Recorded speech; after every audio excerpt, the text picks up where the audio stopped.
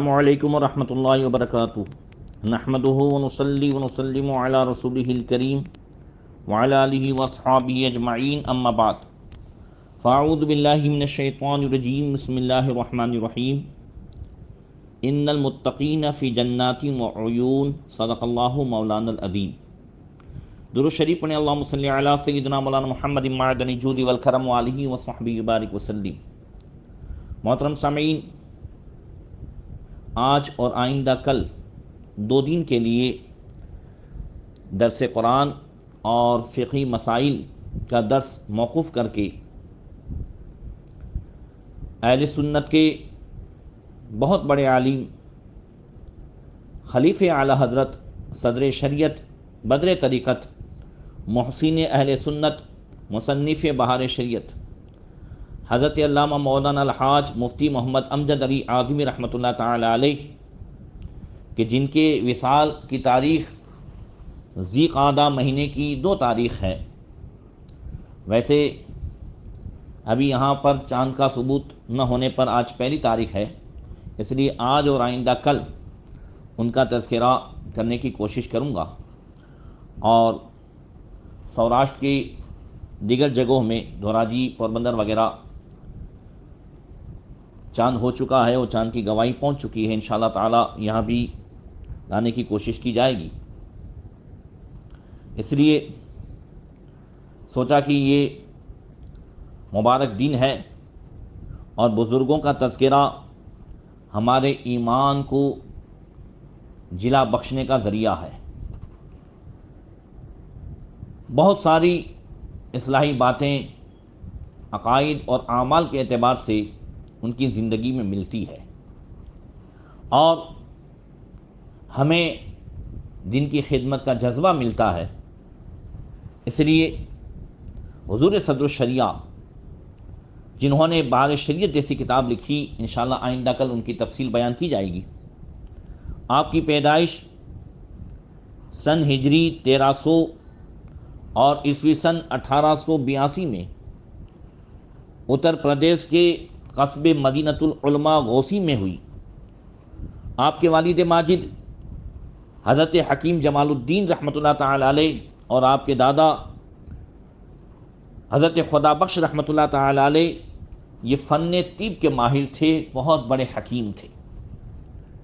حضرت صدر الشریعہ نے ابتدائی تعلیم اپنے دادا حضرت مولانا خدا بخش رحمۃ اللہ تعالی علیہ سے گھر پر حاصل کی، پھر اپنے ہی گاؤں کے مدرسے ناصر العلوم میں جا کر گوپال گنج کے مولوی الہی بخش صاحب رحمۃ اللہ تعالی علیہ سے کچھ تعلیم حاصل کی، اور پھر مزید تعلیم حاصل کرنے کے لیے جونپور پہنچے اور اپنے چچازاد بھائی اور استاد مولانا محمد صدیق رحمۃ اللہ تعالی علیہ سے کچھ پڑھا، پھر جامع معقولات و منقولات حضرت علامہ ہدایت اللہ خان صاحب رحمۃ اللہ تعالی علیہ سے علم دین کے چھلکتے ہوئے جام نوش کیے، اور وہیں پر آپ نے درس نظامی کی تکمیل کی۔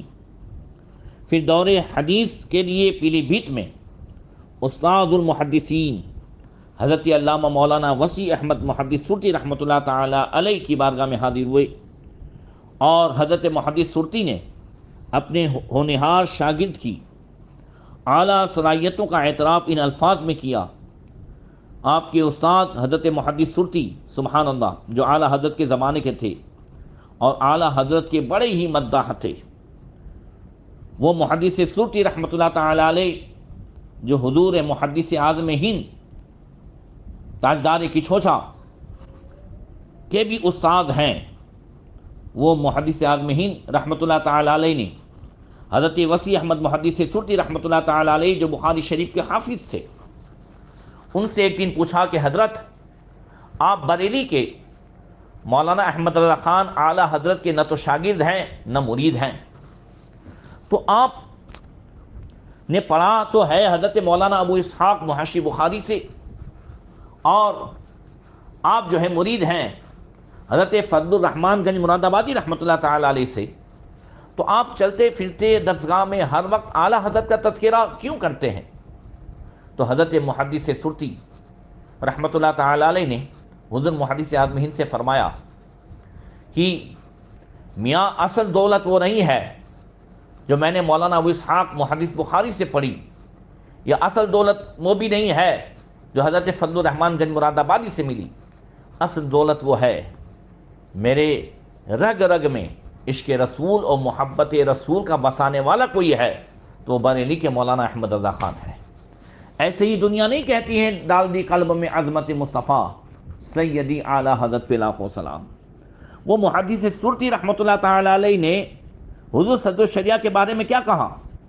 آپ فرماتے ہیں کہ مجھ سے اگر کسی نے پڑھا ہے تو مولانا امجد علی نے پڑھا ہے۔ علم کے حصول کے لیے حضور صدر الشریعہ نے کس طریقے سے تکلیفیں برداشت کی، آج تو سب کچھ ہونے کے باوجود ہم مسائل کے پوچھنے میں بھی سستیاں کرتے ہیں۔ گاؤں میں امام صاحب ہیں، عالم صاحب ہیں، مگر دھڑا دھڑ طلاقیں دینے کے بعد پھر اپنی منمانی شریعت جو ہے ڈھونڈنے کے لیے نکلتے ہیں۔ اللہ تعالیٰ توفیق عطا فرمائے۔ یہ بزرگوں کی زندگی دیکھیں۔ حضور صدر الشریعہ رحمۃ اللہ تعالی علیہ علم کے حصول کے لیے مدینۃ العلماء گھوسی سے، اپنے گاؤں گھوسی سے جونپور کے لیے جب نکلے تو ان دنوں، یہ میں بات کر رہا ہوں تقریباً 100-125 سال پہلے کی، تو ان دنوں سفر جو ہوتا تھا یا تو پیدل یا بیل گاڑیوں میں ہوتا تھا۔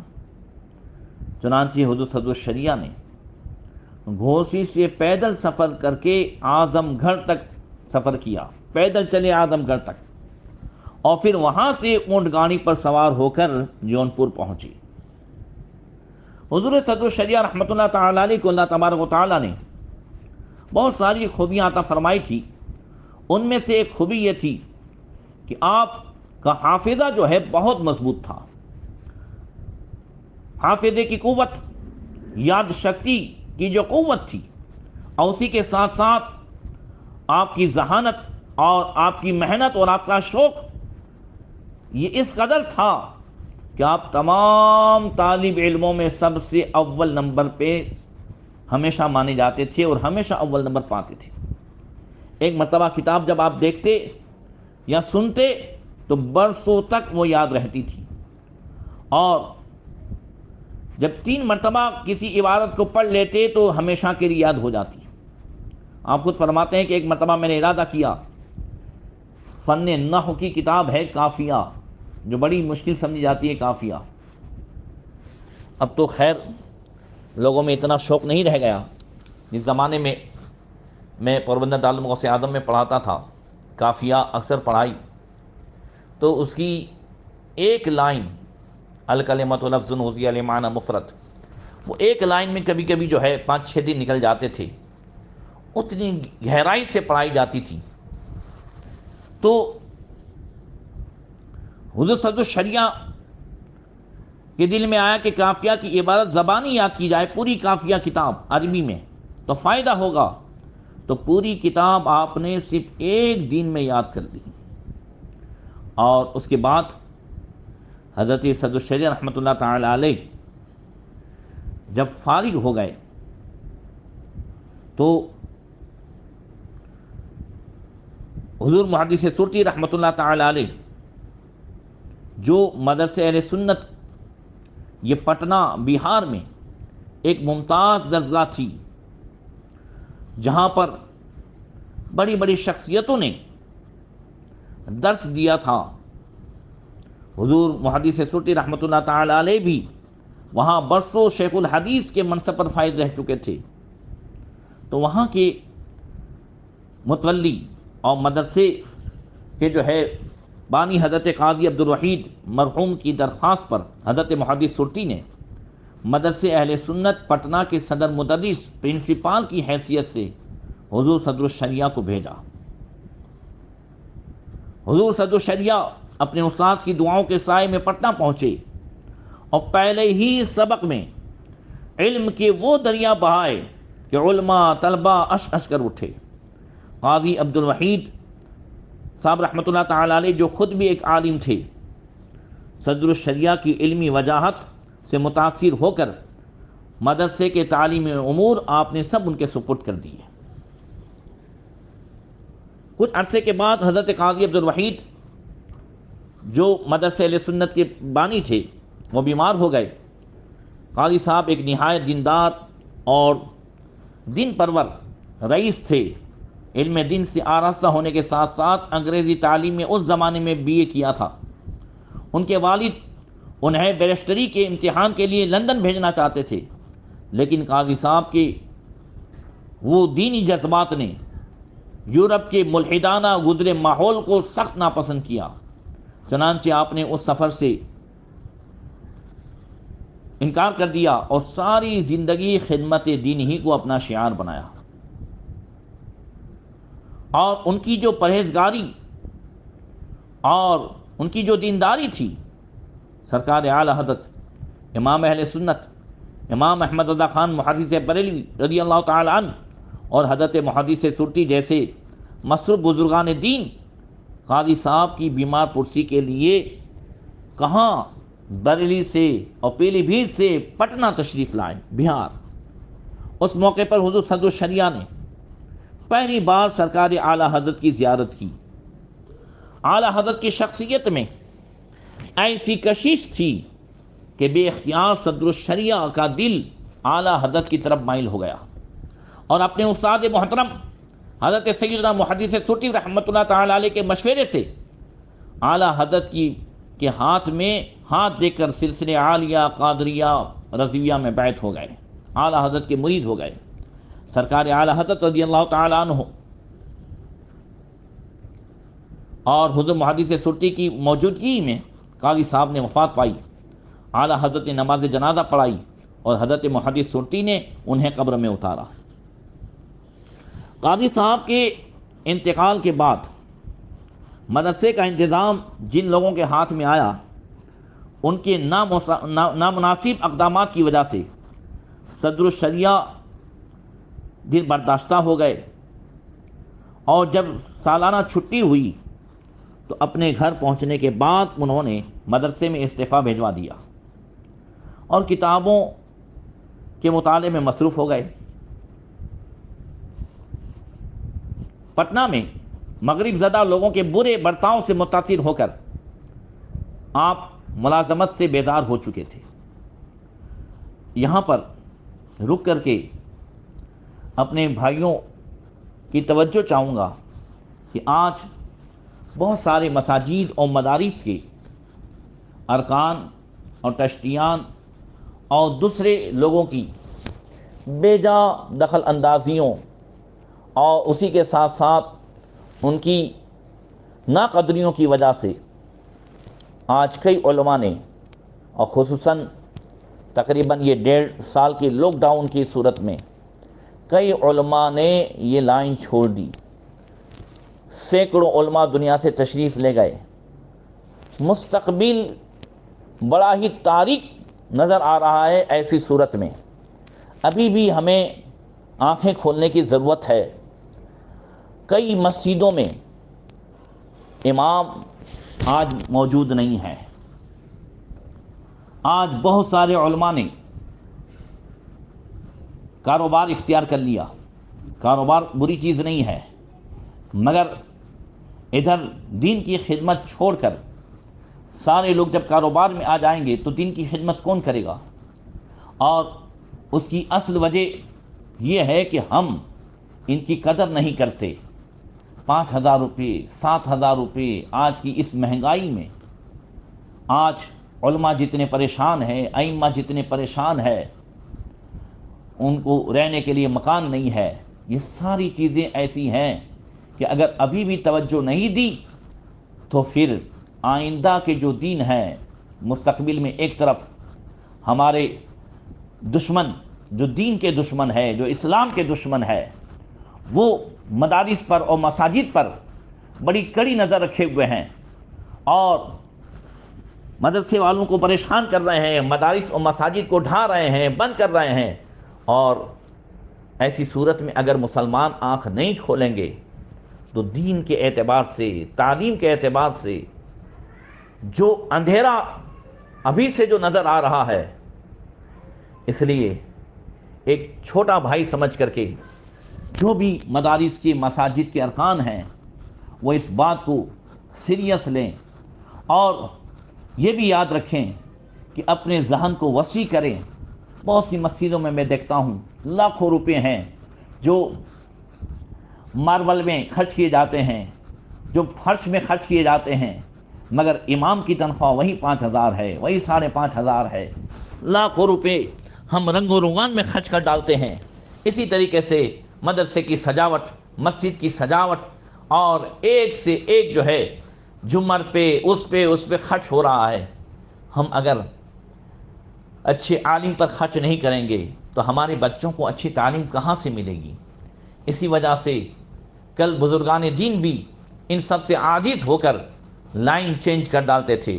یہ دیکھیں حضور صدر الشریعہ رحمۃ اللہ تعالی علیہ نے وہاں مدرسے استعفیٰ تو بھیجوا دیا، مگر ساتھ میں بس آپ اس سے بیزار ہو چکے اور لائن ہی چینج کر دی، اور آپ نے سوچا کہ والد صاحب نے ایک دن کہا تھا کہ میراث پدر خواہی علم پدر آموز، یعنی باپ کی میراث حاصل کرنا چاہتے ہو تو باپ کا علم سیکھو۔ اور آپ کے والد بھی اچھے حکیم تھے، اور آپ کے دادا بھی، اور آپ بھی خود حکیم تھے حضور صدر الشریعہ، لہذا علم طب کا حصول کیا اور خاندانی پیشہ طبابت ہی کو آپ نے اپنا مشغلہ بنا دیا۔ چنانچہ شوال المکرم سن ہجری 1326 میں لکھنؤ جا کر 2 سال میں علم طب کا حصول کیا، اور اس کے بعد وطن آ گئے۔ آپ نے دواخانہ کھول دیا۔ ادھر جمادی الاولیٰ میں سن ہجری 1329 میں جب آپ کسی کام سے لکھنؤ تشریف لے گئے اور وہاں سے اپنے استاد محترم حضرت محدث سرتی رحمۃ اللہ تعالی علیہ کی خدمت میں پیلی بھیت حاضر ہوئے، حضرت محدث سرتی کو جب معلوم ہوا کہ ان کا ہونہار شاگرد یہ پڑھانے کو چھوڑ کر دواخانے میں مشغول ہو گئے ہیں، تو انہیں بے حد افسوس ہوا۔ چونکہ صدر الشریعہ کا ارادہ بری شریف حاضر ہونے کا تھا، چنانچہ بری شریف جاتے وقت محدث سرتی نے ایک خط اس مضمون کا اعلیٰ حضرت کی خدمت میں تحریر فرمایا کہ جس طرح ممکن ہو آپ ان کو یعنی صدر الشریعہ کو دین کی خدمت اور علم دین کی طرف متوجہ کریں۔ اب دیکھیں اعلیٰ حضرت نے کس طریقے سے متوجہ کیا ہے۔ جب اعلیٰ حضرت کے در دولت پر حاضری ہوئی تو اعلیٰ حضرت نہایت لطف و کرم سے پیش آئے اور ارشاد فرمایا، مولانا آپ یہیں قیام کیجئے اور جب تک میں نہ کہوں واپس نہ جائیے، اور دل لگا کر کچھ تحریری کام وغیرہ جو ہے وہ سپرد فرما دیا۔